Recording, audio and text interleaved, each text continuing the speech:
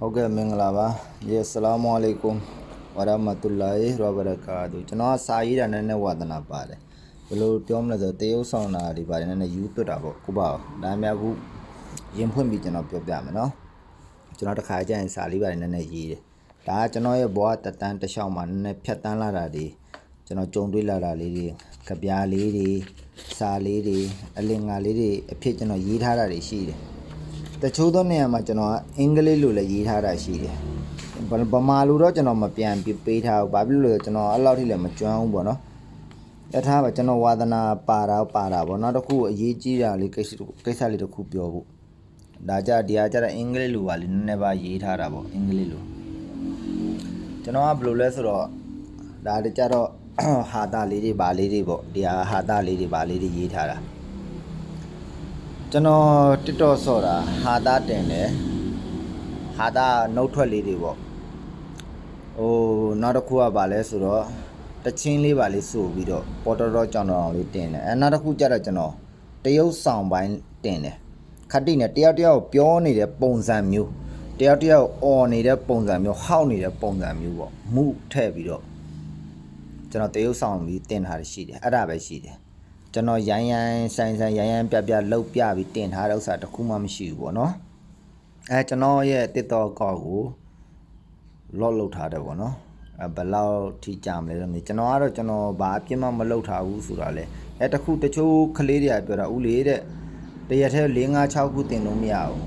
အဲ့ဒါလည်းဖြစ်ရင်ဖြစ်ကောင်းဖြစ်နိုင်တယ်ဘာဖြစ်လို့လဲဆိုတော့ကျွန်တော်တရက်ထဲကို5ခု6ခုအပျော်လုံးပြီးတင်လိုက်တာရှိတယ်ကလေးတွေသဘောကျပြီးတော့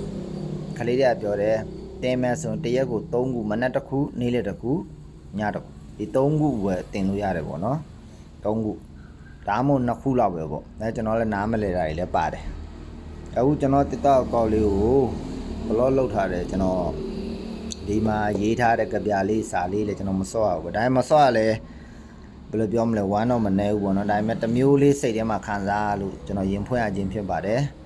ဟုတ်ကဲ့နော်ပြောမှဆိုမှရှင်ခွင့်လုပ်ပေးပါနော်ဆလာမုအလိုင်ကွမ်ဝရမတူလာဟီဝဘရကာတူကျွန်တော်မွတ်စလင်လူမျိုးအစ္စလာမ်ဘာသာဝင်ပါနောက်တစ်ခုမှာကျွန်တော်တို့မွတ်စလင်လူမျိုးအစ္စလာမ်ဘာသာဝင်ရှရီယာနဲ့ပြောမယ်ဆိုရင်တချို့သောဗမာစကားတွေကသူတို့ကအတီးပြုတ်တာလည်းရှိတယ်ဘယ်လိုဆိုတာတောင်ပြတာတို့ပါတယ်ကျွန်တော်တင်တာတောင်ပြတာတို့နောက်